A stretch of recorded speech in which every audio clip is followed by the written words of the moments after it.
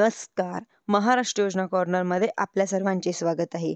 आजच्या व्हिडिओच्या माध्यमातून आपण बघणार आहोत की आता जे अनेक वर्षांपासून कर्जमाफीच्या प्रतीक्षेत असलेले जे शेतकरी आहे, त्या शेतकऱ्यांसाठी आता एक अतिशय दिलासादायक असे महत्त्वपूर्ण अपडेट आपण आजच्या व्हिडिओमध्ये बघणार आहोत. आता छत्रपती शिवाजी महाराज शेतकरी सन्मान योजनेअंतर्गत जे पात्र असलेले अद्यापही कर्जमाफी न झालेल्या शेतकऱ्यांना औरंगाबाद खंडपीठाच्या माध्यमातून कर्जमाफी करण्याचे निर्देश देण्यात आलेले आहे. आता 6 आठवड्यामध्ये या थकीत असलेल्या शेतकऱ्यांचे कर्जमाफी करण्याचा आदेश या न्यायालयाच्या माध्यमातून देण्यात आलेला आहे. आता हा अपडेट आपण नागपूर खंडपीठाच्या माध्यमातून अकोला जिल्ह्यातील 248 शेतकऱ्यांची याचिका निकालात काढण्यात आलेली होती. छत्रपती शिवाजी महाराज शेतकरी सन्मान योजनेअंतर्गत पात्र असलेल्या परंतु कर्जमाफीपासून वंचित असलेल्या शेतकऱ्यांची कर्जमाफी करण्याचे निर्देश देण्यात आलेले आहे.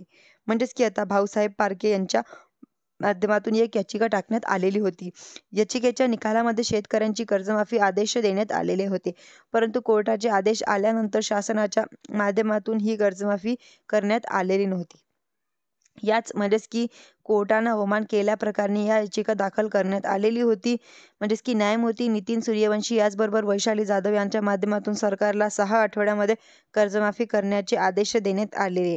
छत्रपती शिवाजी महाराज शेतकरी सन्मान योजनेअंतर्गत लाखो शेतकऱ्यांचे कर्जमाफी करण्यात आलेले होते. जवळपास 44 लाख शेतकऱ्यांचे कर्जमाफी करण्यात आलेले. शेतकऱ्यांना 1.5 लाख रुपयापर्यंतची कर्जमाफी मंजूर करण्यात आलेली होती, परंतु या अंतर्गत आता 6,58,000 पेक्षा जास्त शेतकरी कर्जमाफीपासून वंचित राहिलेले आहे.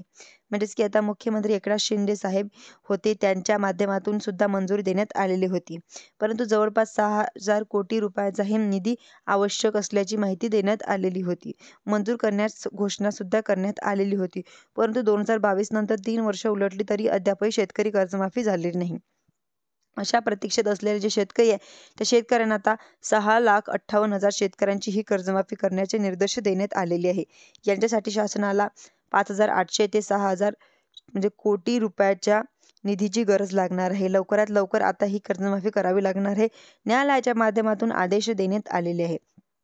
तर 6 आठवड्याची मुदत देण्यात आलेली आहे. आता 2022 मध्ये सुद्धा या संदर्भातील अंमलबजावणी प्रक्रिया सुरू करण्यात आलेली होती. थकीत असलेल्या कर्जदाराचा डाटा रिकव्हर करण्यात आलेला होता. या माहितीच्या माध्यमातून डाटा मिटला गेला असल्याचं कारण सांगून ही कर्जमाफी अशीच वगळली आहे. परंतु आता कोर्टाच्या आदेशामुळे पुन्हा एकदा या थकीत असलेल्या शेतकऱ्यांच्या कर्जमाफीला आशा फुलवायला लागलेली आहे. ही कर्जमाफीतील संदर्भातील एक अतिशय महत्त्वपूर्ण अपडेट होतं. धन्यवाद.